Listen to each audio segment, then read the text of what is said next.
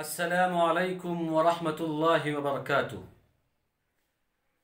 नहमदुहु व नुसल्ली अला रसूलिहिल करीम,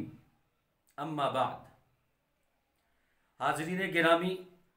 मैं आप हज़रात के सामने फ़जर की सुन्नत और उसके मुताल्लिक़ कुछ अहम मसाइल, कुछ ज़रूरी मसाइल को लेकर हाज़िर हुआ हूँ। मसला ये है कि अगर कोई शख्स फ़जर की नमाज में ऐसे वक्त मस्जिद के अंदर आता है कि फ़जर की जमात शुरू हो चुकी है, इमाम साहब ने फ़जर की जमात शुरू कर दी है, अब वो आने वाला शख्स फ़जर की जमात की नमाज में शरीक होगा या फ़जर की सुन्नत अदा करेगा। उस शख्स के लिए मसला ये है कि वो शख्स ये देखे कि अगर वो सुन्नत पढ़ता है तो उसको ये अंदेशा हो, उसको ये गुमान और यकीन हो कि अगर मैं सुन्नत पढ़ूंगा तो जमात की नमाज, इमाम की फ़जर की नमाज और फ़जर की जमात की नमाज मुझे मिल जाएगी, तो सुन्नत अदा कर ले। अगर उसको ये अंदेशा और गुमान हो कि अगर मैं सुन्नत पढ़ूंगा तो इमाम की जमात की नमाज, फ़जर की जमात की नमाज मुझे नहीं मिलेगी, या इतना भी नहीं मिलेगा कि एक सलाम तक मैं इमाम के साथ शरीक हो सकता हूँ, तो फिर ऐसी सूरत में वो इमाम की जमात और फ़जर की जमात में शरीक हो जाए। लेकिन अगर उसको यकीन है और उसको पूरा भरोसा है कि मैं सुन्नत पढ़ूंगा तो इमाम की जमात की नमाज, फ़जर की जमात की नमाज मुझे मिल जाएगी, कम से कम या तो जमात न मिले तो कम से कम एक सलाम भी इमाम का मिल जाएगा, तो वो सुन्नत अदा करेगा और फिर इमाम के साथ शरीक होगा, क्योंकि फ़जर की सुन्नत की बड़ी फजीलत है, उसकी बड़ी ताकीद है। अल्लाह के नबी सल्लल्लाहु अलैहि वसल्लम ने बड़ी ताकीद के साथ खुद फ़जर की सुन्नत अदा की है और उम्मत को भी बड़ी ताकीद से अदा करने का हुक्म दिया है। हदीस के अंदर आता है, हज़रत आयशा फरमाती हैं, मुस्लिम शरीफ की रिवायत है कि अल्लाह के नबी सल्लल्लाहु अलैहि वसल्लम ने फरमाया कि फ़जर से पहले 2 रकत अदा करना दुनिया के अंदर जितनी चीज़ें हैं उससे बेहतर है।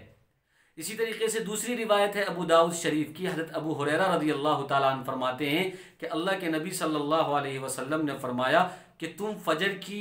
2 रकत अदा करो, फ़जर की नमाज से पहले 2 रकत जो सुन्नत है उसको अदा करो, चाहे तुम पर घोड़े रौंद दें, चाहे तुम पर घोड़े दौड़ जाएं।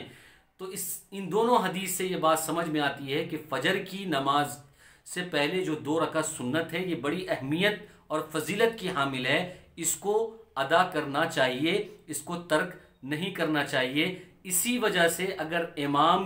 की जमात की नमाज मिलने का या उसके एक सलाम के मिलने का अंदेशा और गुमान है तो आने वाला शख्स सुन्नत अदा करेगा, उसके बाद जमात में शरीक होगा। लेकिन अगर उसको गुमान ये हो कि अगर मैं सुन्नत अदा करूँगा तो जमात छूट जाएगी या एक सलाम के बकदर भी मैं इमाम को नहीं पकड़ पाऊंगा, तो ऐसी सूरत में वो सुन्नत अदा नहीं करेगा, जमात में शरीक होगा और फ़जर की नमाज जमात से अदा करेगा। अब जब उसने सुन्नत छोड़ दी है जमात को पकड़ने के लिए, तो अब वो क्या करे? तो ऐसी सूरत में मुहद्दिसीन ने, फ़ुक़हा ने ये मसला लिखा है कि अब वो शख्स सुन्नत फ़जर के फ़ौरन बाद अदा नहीं कर सकता, क्योंकि हदीस के अंदर आता है कि फ़जर के फ़ौरन बाद सुन्नत अदा करना, फ़जर के फ़ौरन बाद कोई नमाज नहीं है, कोई नफल नमाज पढ़ना फ़जर के फ़ौरन बाद, बल्कि 3 वक्तों में कोई नमाज नहीं पढ़ना चाहिए, एक तो फ़जर के बाद और एक असर के बाद और इसी तरीके से एक ज़वाल के वक्त, ये 3 वक्तों में कोई नमाज नहीं पढ़ना चाहिए। इसलिए मुहद्दिसीन ने और फ़ुक़हा ने ये मसला लिखा है कि वो शख्स जो ताख़ीर से पहुँचा है और फ़जर की जमात के लिए वो इमाम के साथ शरीक हो गया है और सुन्नत फ़जर की अदा नहीं की है, तो वो शख्स अब सूरज निकलने के बाद, सूरज के तुलू होने के बाद वो शख्स जो है सुन्नत अदा करेगा। उस सुन्नत का उसको पूरा सवाब नहीं मिलेगा, उस सुन्नत का उसको आधा सवाब मिलेगा और वो सुन्नत वो क़ज़ा की नीयत से करेगा और वो सुन्नत उस दिन ज़वाल से पहले पहले अदा करेगा तो ठीक, वरना अगर उसने ज़वाल से पहले पहले सूरज के निकलने के बाद अदा नहीं किया तो फिर वो दूसरे दिन में उसको अदा नहीं करेगा, क्योंकि फ़र्ज़ के अलावा किसी दूसरी चीज़ की क़ज़ा नहीं है। हाँ, उस दिन अगर ज़वाल से पहले पहले वो सूरज के निकलने के बाद अदा करना चाहे तो अदा कर सकता है, इसकी गुंजाइश है, आधा सवाब होगा। यहाँ पर एक मसला और समझें कि अगर उसको गुमान है कि इमाम साहब की जमात या सलाम मिल जाएगा फजर में, तो वो सुन्नत कहाँ पर अदा करेगा? सुन्नत बीच सफ़ में अदा नहीं करेगा, या ऐसी जगह पर अदा नहीं करेगा जिससे मुसल्ली को और आने जाने वाले को तकलीफ हो, बल्कि सुतून के पीछे या किसी दीवार के पीछे या किसी सफ़ के किनारे में, कि आने जाने वाले को तकलीफ ना हो, आने जाने वाले को तकलीफ ना हो, ऐसे किनारे में, बरामदे में, सहन में वो अदा करेगा। और मैंने जो अभी ये बात कही कि अगर सुन्नत उसकी छूट गई जमात पकड़ने के लिए, क्योंकि वो ऐसे वक्त में हाजिर हुआ है कि नमाज शुरू हो चुकी है, जमात शुरू हो चुकी है, इमाम साहब ने जो है नमाज फजर की शुरू कर दी है, तो अब वो जमात पकड़ने के लिए वो सुन्नत सूरज तुलू होने के बाद, सूरज के निकलने के बाद अदा करेगा। मैं ऐसे ही बात नहीं कर रहा हूँ, बल्कि तिरमिजी शरीफ की रिवायत है कि अल्लाह के नबी सल्लल्लाहु अलैहि वसल्लम ने फरमाया कि मल्लम युसल्ली रकातिल फज्र, कि जो शख्स फजर से पहले 2 रकत नहीं पढ़ पाया तो फल युसल्लीहा बादमा तत्लु शम्स, तो वो उस सूरज के तुलू होने के बाद उसको अदा कर ले, उसी दिन जवाल से पहले, बाद उस दिन के बाद नहीं।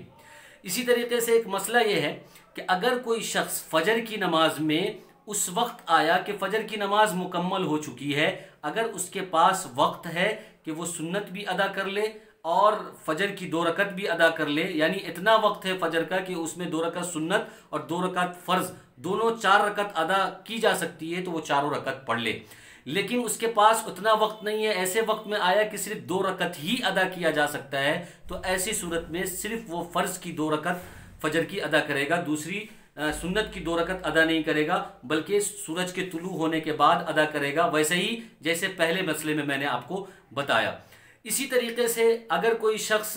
फजर के वक्त सोता रह गया और फजर का मुकम्मल वक्त निकल गया, अब वो फजर की नमाज पढ़ना चाहता है, तो फजर की नमाज वो जो है क़ज़ा पढ़ना चाहता है, सूरज निकलने के बाद पढ़ना चाहता है, तो उसी दिन अगर जवाल से पहले वो शख्स फजर की नमाज पढ़ना चाहता है तो सुन्नत पहले पढ़ ले और फिर उसके बाद फजर की 2 रकत नमाज पढ़े, क्योंकि क़ज़ा पढ़ रहा है तो दोनों क़ज़ा पढ़ ले। लेकिन उस दिन, अगर उस दिन के अलावा किसी और दिन फजर की नमाज, उस दिन की फजर की नमाज क़ज़ा पढ़ना चाहता है तो उस दिन सुन्नत नहीं पढ़ेगा, लेकिन उसी दिन की फजर की नमाज अगर पढ़ना चाहता है क़ज़ा सूरज के निकलने के बाद, तो सुन्नत और